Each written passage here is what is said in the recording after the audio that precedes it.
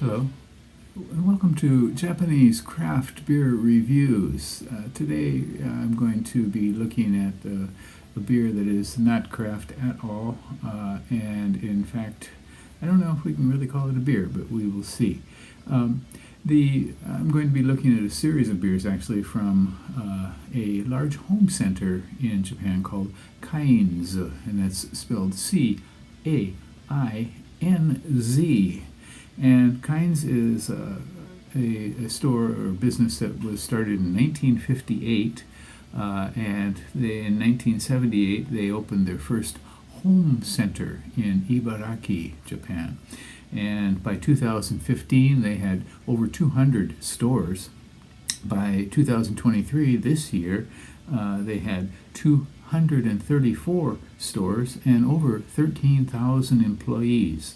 They're part of a group called Beisia, which I think is more common in the northern part of the Kanto region of Japan, Koshinetsu perhaps, so they are part of this large group, which is a group of supercenters. Where you can buy almost anything.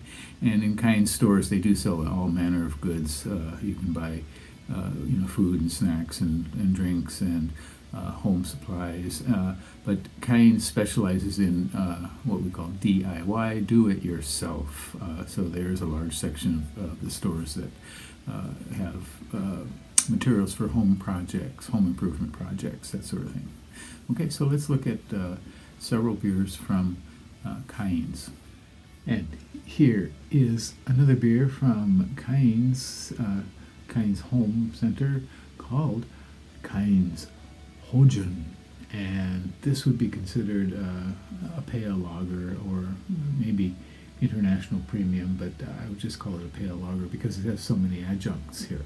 Hojun kind of translated as something like mellow in terms of an alcoholic drink, and it's considered happoshu on Untapped, which means low malt or fortified with alcohol. And rate beer, there's only 2 ratings for it, and one of them is mine, but that was from over about 5 years ago. And Untapped, there were 17 ratings when I checked, and the average was 2.74 out of 5.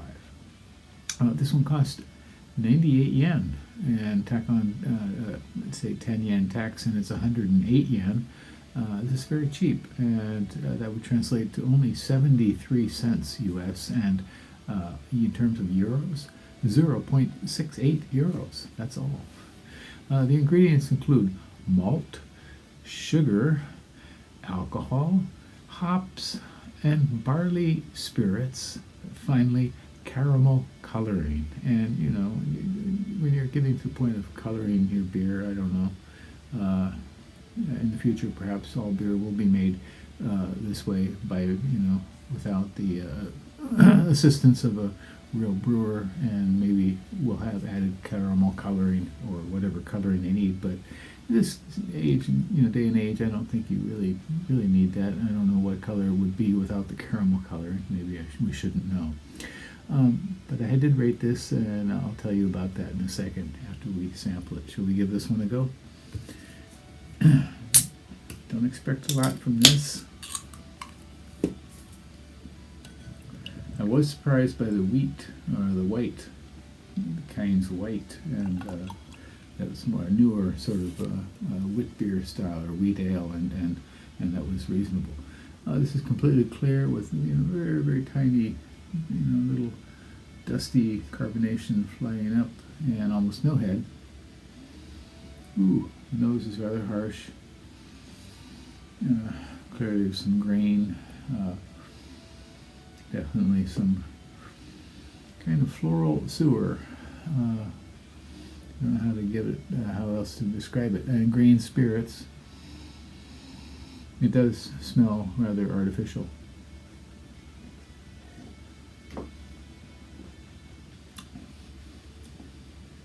Flavor is the same. It is a bit harsh. Not as bad as I remembered, but certainly a bit rough. some light stone fruitiness.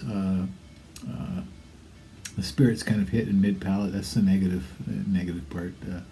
So it is fortified with these spirits, and they get it up to 6%. It fades out after mid palate mercifully. Yeah. Yeah, this is pretty rough. Yeah. I don't recommend this one. It does have a little jump from the regular Kogane, which is also pretty bad. So don't recommend this one. Again, it's Cainz Kogane Hojun, and a pale lager at 6%. You can do much better than this, and I will try to do better next time. Take care. Bye-bye.